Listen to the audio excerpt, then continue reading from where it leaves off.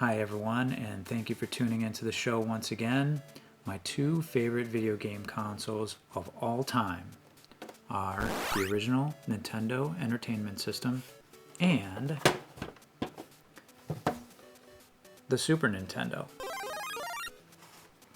Now, we already have a high-definition solution to play our original Nintendo games, and that's the AVS from Retro USB that I've talked about numerous times on the show. And today I wanted to talk about something a little bit different. I wanted to talk about how I hook up my Super Nintendo to my LCD television to get the best picture possible out of it. Now, the caveat there is that we could get a high definition console just like we did for our Nintendo games. I haven't been motivated enough to do that. Instead, I wanted to share with you what I do to get the next best thing as far as video output out of this console. So let's check it out. Also, I just thought it was worth mentioning that over the lifespan of the Super Nintendo, there were several iterations of the chipset, and there's something out there called the OneChip Consoles that give you vast improvements in video output. And one way that you can tell if you have a OneChip console is by its serial number.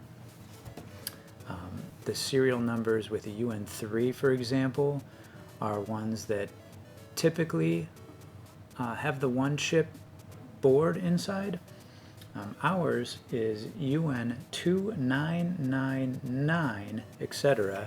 And so I actually made a video about this not too long ago where I did sort of a mini teardown just for the heck of it to verify.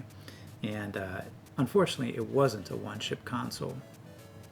But I wanted to mention that because the video that I'm about to show you, or rather the output that I'm about to show you, comes from a non-OneChip console. However, whatever you do see, if you happen to find a OneChip console in the wild or on eBay, and by the way, they do fetch a lot more money on eBay, so be aware of that, the improvements are drastic. So I just wanted to have you keep that in mind. Alright, so the first game that we're all familiar with here is Super Mario World. And as you can see, everything is just more crisp, especially the text and also the S-video output. The colors are just a lot more vibrant, and that's going to be a common theme for each one of these little demos here.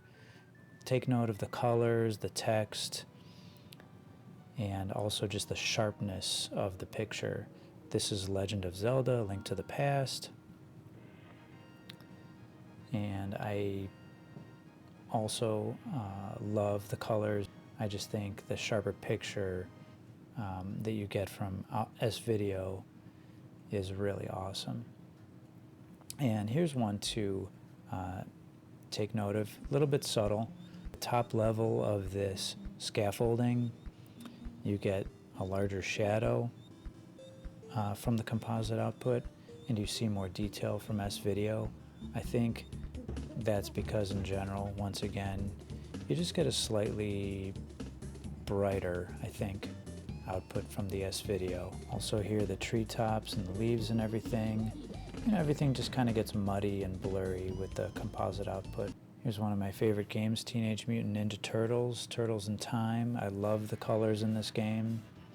Such a fun game to play with a friend. I would almost not recommend playing it unless you were playing it co-op. It's almost boring to play by yourself. Really, really fun game. Nothing better than couch co-op.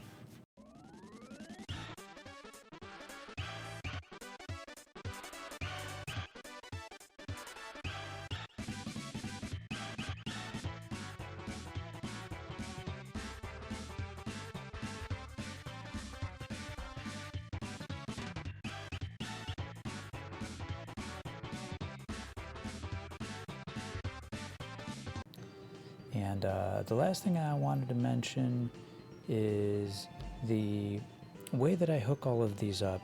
I utilize, I guess it's called like a 4-way audio video switcher. Mine happens to be made by RCA. And if you're going to look for something like that, just make sure that each position has an S-video input. A lot of them, they'll have like, you know, many composite inputs but only one S-video output, and that's not going to give you any help. What you want to look for is something where each position has an S-video output. Those are a little bit trickier to find, and it took me a while, but I eventually found one. I think it was less than $10. It was probably $7 or $8, but it was well worth it.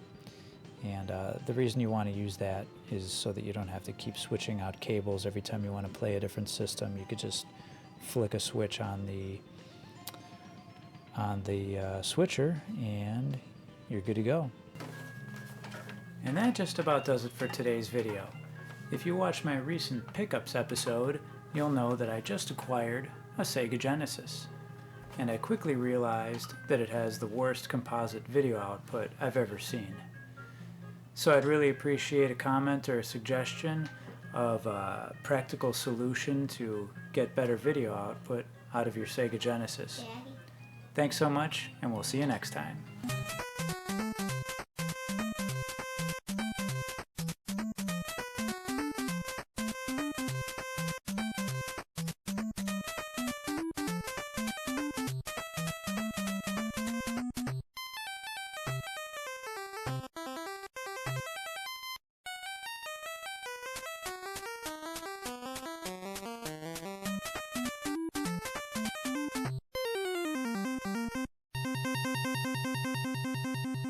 Can we play Ninja Tales now?